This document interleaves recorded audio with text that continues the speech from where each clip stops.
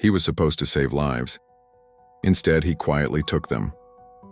Between 2000 and 2005, Niels Hogel, a German nurse, used his access to patients to inject lethal doses of medication, killing at least 85 people and possibly over 300. He didn't choose his victims out of anger. He chose them out of boredom and for attention. This is the chilling story of Niels Hogel, a nurse who turned hospitals into hunting grounds. Niels Hogel was born in 1976 in Wilhelmshaven, Germany. He came from a modest background and followed in his father's footsteps to work in healthcare. By the late 1990s, he had completed his training and was working as a nurse in intensive care units. Colleagues described him as friendly, competent, even charismatic.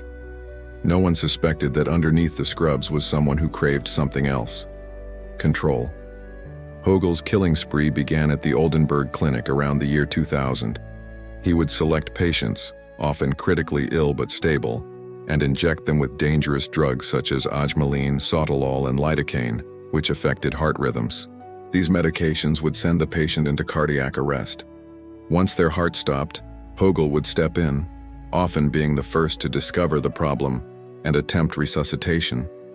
But the goal wasn't to save lives. It was to be the hero when he succeeded, or to feel the power when he didn't. At Oldenburg, the number of cardiac emergencies doubled, but Hogel was seen as helpful, even skilled. Some even praised his quick response to sudden crises. When he was transferred to the Delmenhorst Clinic in 2002, the deaths followed him. Colleagues noticed that patients in his care died more often than anyone else's, but still, no one filed formal complaints. Why?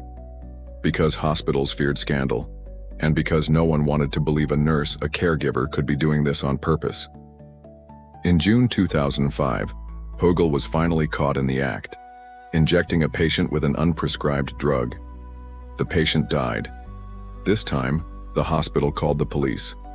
Hogel was arrested and convicted in 2008 of attempted murder, but investigators suspected there was far more beneath the surface.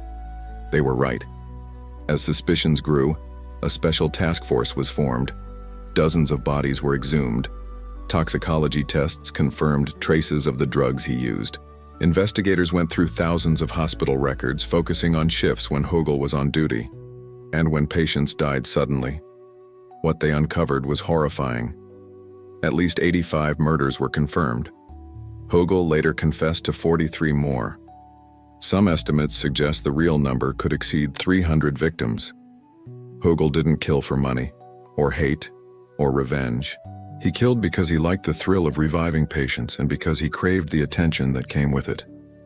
When asked why he did it, he said, "Sometimes I got lucky, and the patient survived. Then I felt good. But sometimes, it didn't work." It was ego-driven murder. He treated human lives like practice runs, for his own sense of worth.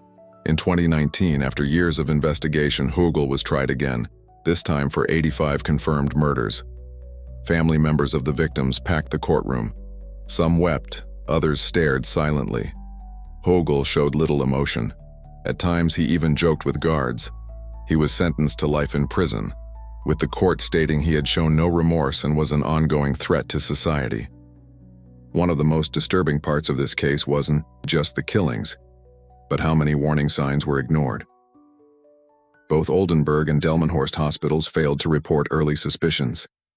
In some cases, management quietly transferred him to avoid bad publicity. Multiple staff members were later charged with professional negligence, and questions were raised about how hospitals track medical deaths. Hogel's victims weren't terminal. Many were expected to recover.